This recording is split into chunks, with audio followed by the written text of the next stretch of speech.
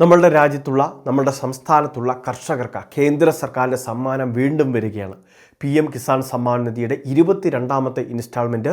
ഇത് മാത്രമല്ല, ഈ പ്രാവശ്യം സഹായമായിട്ട് സമ്മാനമായിട്ട് നമുക്ക് ലഭിക്കുക കാർഷിക ഉപകരണങ്ങൾ. നമ്മളുടെ കാർഷിക മേഖലയുമായി ബന്ധപ്പെട്ട നിരവധി ഉൽപ്പന്നങ്ങളാണ് കേന്ദ്ര സർക്കാരിൻ്റെ പങ്കാളിത്തത്തിൽ നമ്മളുടെ വീടുകളിലേക്ക് എത്തിച്ചേരാൻ പോകുന്നത്.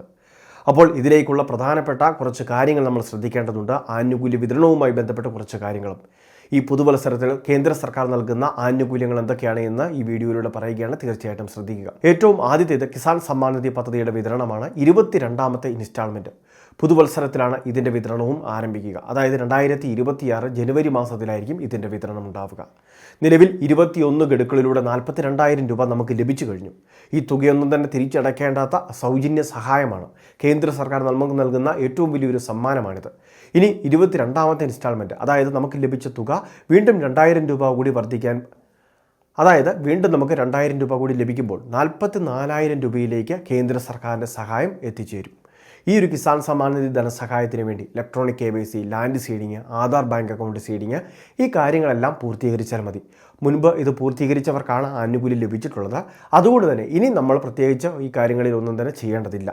പക്ഷേ ഇടയ്ക്കൊക്കെ ഇലക്ട്രോണിക് KYCയുടെ ഈ KYCയുടെ സ്റ്റാറ്റസ് ഒന്ന് പരിശോധിക്കുക. കാരണം മറ്റൊന്നുമല്ല, ചില ഗുണഭോക്താക്കൾ വീണ്ടും KYC ചെയ്യേണ്ടതായിട്ട് വരുന്നുണ്ട്. അപ്പോൾ അങ്ങനെയുള്ളത് കൊണ്ട് തന്നെ ഈ KYC സ്റ്റാറ്റസ് ഒരു 2-3 മാസം കൂടുമ്പോൾ ഇടയ്ക്കൊന്ന് പരിശോധിച്ചാൽ നമുക്ക് കൃത്യമായിട്ട് കാര്യങ്ങൾ മനസ്സിലാക്കാൻ സാധിക്കും. ഈ KYC ഓൾറെഡി ഡൺ എന്നാണ് കാണിക്കുന്നതെങ്കിൽ മറ്റ് പ്രശ്നങ്ങളില്ല. വീണ്ടും ചെയ്യാനാണ് കാണിക്കുന്നതെങ്കിൽ ആധാർ അധിഷ്ഠിത OTP സംവിധാനത്തിലൂടെ നമുക്കിത് പൂർത്തീകരിക്കാം. ഇനി ഇത് മാത്രമല്ല നമുക്ക് സഹായം ലഭിക്കുക. ഇപ്പോൾ 2,000 രൂപ ലഭിക്കുന്ന കർഷകരുണ്ട്, 6,000 രൂപ വർഷത്തിൽ ലഭിക്കുന്ന കർഷകർ. ഇനി അതുകൂടാതെ തന്നെ പുതുതായിട്ട് കൃഷിഭൂമി വാങ്ങിയ കർഷകരുണ്ട്. ഇവർക്കെല്ലാം തന്നെ കേന്ദ്ര സർക്കാരിൻ്റെ കാർഷിക യന്ത്രവൽക്കരണ ഉപപദ്ധതിയിലേക്ക് അപേക്ഷകൾ വിളിച്ചിരിക്കുകയാണ്. 2025 ഡിസംബർ മാസം 31-ാം തീയതി ഇതിനുള്ള പോർട്ടലുകൾ ഓപ്പൺ ചെയ്യും.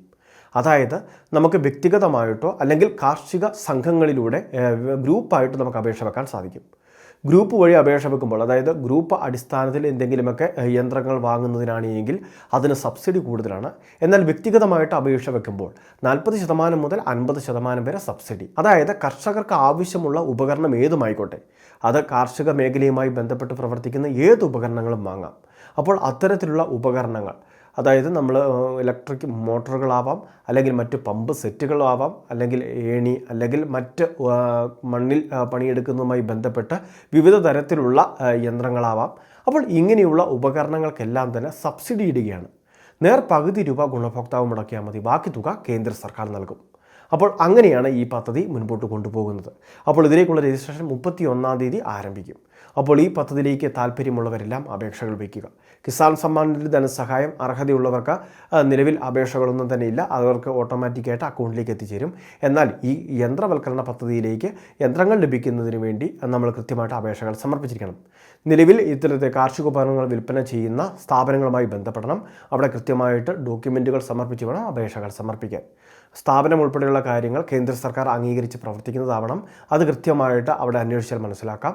അവിടെ നമ്മുടെ കരമടച്ച രസീത്, ആധാർ, ബാങ്ക് ഡീറ്റെയിൽസ്, ഫോട്ടോ പോലുള്ള കാര്യങ്ങൾ കൊടുത്ത് അപേക്ഷകൾ വയ്ക്കുന്നതിന് വേണ്ടി ശ്രദ്ധിക്കേണ്ടതാണ്. വളരെ പ്രധാനപ്പെട്ട ഒരു ഇൻഫർമേഷനാണ് ഷെയർ ചെയ്തത്. ഇതുപോലുള്ള അറിയിപ്പുകൾക്ക് ചാനൽ സബ്സ്ക്രൈബ് ചെയ്യുക, ഫോളോ ചെയ്യുക.